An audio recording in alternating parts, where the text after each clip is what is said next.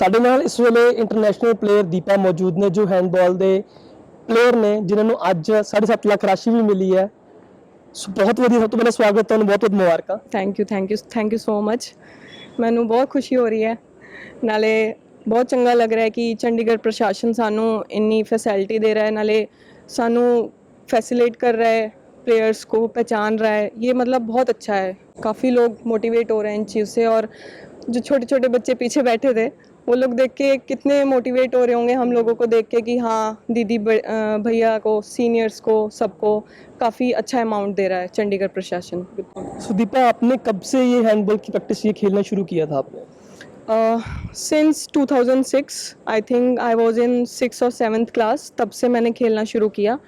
और धीरे धीरे मेहनत करते करते करते आज इस मुकाम पे आ गए हैं कि आज लोग पहचान रहे हैं और अच्छी धनराशि मिल रही है। चलो वो तो अच्छी बात है कि हाँ सरकार इस बात में मतलब खेलो इंडिया को बढ़ा रही है। हाँ। इसीलिए सेंट्रल लेवल से ये मुहिम चली हुई है। तो लेकिन ये बात है कि आपने जब से शुरुआत की तो कितना किसको डिफिकल्टी रहा, क्योंकि कहते हैं प्लेयर के पीछे बहुत सारी चीज़ें होती है, उसकी डाइट, उसका जो एक्सपेंसेस होते हैं, बहुत सारी चीज़ें होती हैं। सो वो सब चीज़ें आपने कैसे मेंटेन किया? बिल्कुल, आप बिल्कुल सही कह रहे हैं। एक खिलाड़ी को बनाने के लिए सिर्फ खिलाड़ी का जुनून नहीं, उसके साथ पेरेंट्स का सपोर्ट, आपको फाइनेंशियल सपोर्ट, आपका कोच कितनी मेहनत करवा पा रहे हैं, बहुत चीज़ें हैं। और नो डाउट अगर आपको एडमिनिस्ट्रेशन की तरफ से सपोर्ट मिल रहा है तो yes you are the lucky one. तो और साथ साथ इंजरीज हो जाती हैं काफ़ी प्लेयर्स को। इंजरी की वजह से वो लोग इतना डाउन हो जाते हैं कि दोबारा उठ नहीं पाते। बहुत कम प्लेयर्स मैंने अपने 15 साल के इंटरनेशनल करियर में देखे हैं जो दोबारा उठ के खेल के आज इंडिया को रिप्रेजेंट कर रहे हैं। तो मुझे लगता है नो डाउट भगवान का हाथ तो है उन बच्चों के सिर पे, लेकिन साथ में उनकी मेहनत भी है। तो चंडीगढ़ से आपने शुरू से चंडीगढ़ से ही खेला है हैंडबॉल को, है ना? तो किस मतलब मोड़ पे आके आपको किस क्या लगा ये चीज़ के क्या खेलने में ठीक है कोई दिक्कत नहीं आएगी, आगे बढ़ेंगे? क्योंकि जैसे मैंने पहले बात की कि फंडिंग का भी बहुत सारी चीज़ें होती हैं और खुद का भी मोटिवेशन होता है। सो आपको ये दोनों चीज़ों में सबसे ज़्यादा मोटिवेशन कौन सी मिलती थी, फंडिंग वाली या घर से सपोर्ट मिलती थी कि खेलो हम आपके साथ हैं? मुझे बताते हुए खुशी हो रही है कि मेरे पेरेंट्स दोनों फिज़िकल एजुकेशन टीचर हैं और वो लोग स्पोर्ट्स का ही बैकग्राउंड रहा है हमारे घर में। तो नो डाउट मैं इस चीज़ में लकी हूँ कि मुझे स्पोर्ट्स के लिए कभी रोका नहीं गया। बट ये श्योरिटी मैंने दी है कि मैं अगर खेलने जा रही हूँ तो मैं सिर्फ खेलने ही जा रही हूँ, ये श्योरिटी मेरी तरफ से थी। एंड साथ साथ जब मैंने खेलना शुरू किया मैंने कभी पैसों के लिए नहीं सोचा। वो जब अब 13 से 15 साल बाद अब फैसिलिटीज़ आई हैं, नए इक्विपमेंट्स आए हैं, उन चीज़ों के लिए नो डाउट पैसा चाहिए। लेकिन अब जैसे जैसे हमें स्कॉलरशिप्स मिलती हैं वो चीज़ और मोटिवेट करती है।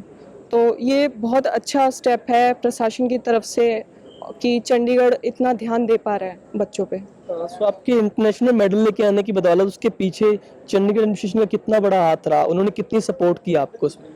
बिल्कुल, मैं जो अभी स्पोर्ट्स डायरेक्टर हैं, जॉइंट स्पोर्ट्स सेक्रेटरी हैं, मैं उनका बहुत बहुत थैंक यू करना चाहूँगी। उन्होंने ये जो जितना भी फंडिंग है ये काफ़ी सालों से अटका हुआ था। तो मुझे लग रहा है अभी जो भी सरकार आई है, जो भी चीज़ें हुई हैं उसकी वजह से हमें पैसे मिल रहे हैं।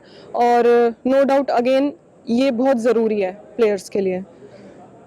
तो आपका जो ये हुआ था, गेम हुआ था इंटरनेशनली हैंडबॉल का, कहाँ पे कौन सी कंट्री में हुआ था ये 2018 में हुआ था, इंडोनेशिया में, जकार्ता में एशियन गेम्स हुए थे। 18th एशियन गेम्स हैं।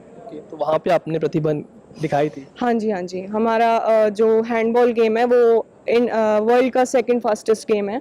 तो जो भी हैंडबॉल फेडरेशन ऑफ इंडिया है उन्होंने भी हमें बहुत सपोर्ट किया और उनकी वजह से इंडियन टीम ने रिप्रेजेंट किया, बहुत अच्छा उन्होंने प्रदर्शन दिखाया। और अगर ऐसी सपोर्ट रहा तो हम आगे भी बहुत अच्छा करेंगे।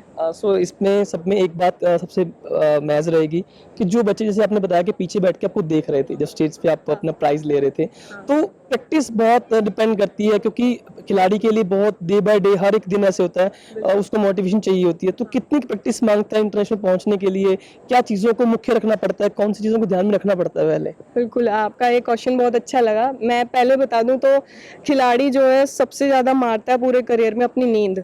उसको नींद पूरी करने को मिलती ही नहीं है क्योंकि स्पोर्ट्स एक ऐसी चीज़ है, अगर आप सो भी रहे हो ना तो सोते सोते भी ना हाथ पैर हिल रहे होते हैं, मोस्टली प्लेयर्स के साथ ये है। और साथ में जैसे आप लगा लीजिए 8 से 9 घंटे तो कहीं नहीं गए प्रैक्टिस के, और उसके अलावा जब इंडिया कैंप में या कोई रिप्रेजेंट करना है टीम को और प्रैक्टिस करनी पड़ती है उसके साथ साथ, तो काफ़ी मेहनत है और उसका फल मिलता भी है प्लेयर्स को। सो बिल्कुल बहुत बहुत धन्यवाद आपका। अब मैं भी हिंदी से पंजाबी में आता हूँ। ਸੋ ਜਿਵੇਂ ਵੀ ਦੀਪਾ ਜੀ ਨੇ ਕਿਹਾ, ਕਿਸ ਤਰੀਕੇ ਨਾਲ ਜੋ ਖਿਡਾਰੀਆਂ ਨੂੰ ਕਿੰਨੀ ਮਿਹਨਤ ਕਰਨੀ ਪੈਂਦੀ ਹੈ, ਕਿਸ ਤਰੀਕੇ ਨਾਲ ਉਹਨਾਂ ਨੂੰ ਫਿਰ ਜਦੋਂ ਮਿਹਨਤ ਕਰਦੇ ਨੇ ਤੇ ਜਦੋਂ ਜਿਸ ਸਟੇਟ ਲਈ ਖੇਡਦੇ ਨੇ, ਸਟੇਟ ਵੀ ਉਹਨਾਂ ਲਈ ਬਹੁਤ ਚੀਜ਼ਾਂ ਦਾ ਇੰਤਜ਼ਾਮ ਕਰਕੇ ਦਿੰਦੀ ਹੈ, ਜਿਸ ਦੇ ਜ਼ਰੀਏ ਉਹ ਅੱਗੇ ਵੱਧ ਸਕਦੇ ਨੇ, ਆਪਣੀ ਸਟੇਟ ਦਾ ਨਾਮ ਉੱਚਾ ਕਰ ਸਕਦੇ ਨੇ। ਜਿਵੇਂ ਦੀਪਾ ਜੀ ਨੇ ਇੰਟਰਨੈਸ਼ਨਲ ਖੇਡ ਕੇ ਹੈਂਡਬਾਲ ਚੰਡੀਗੜ੍ਹ ਐਡਮਿਸ਼ਨ ਦਾ ਮਾਣ ਵਧਾਇਆ ਹੀ ਵਧਾਇਆ, ਨਾਲ ਹੀ ਇੰਡੀਆ ਦਾ ਮਾਣ ਬਹੁਤ ਵਧਾਇਆ।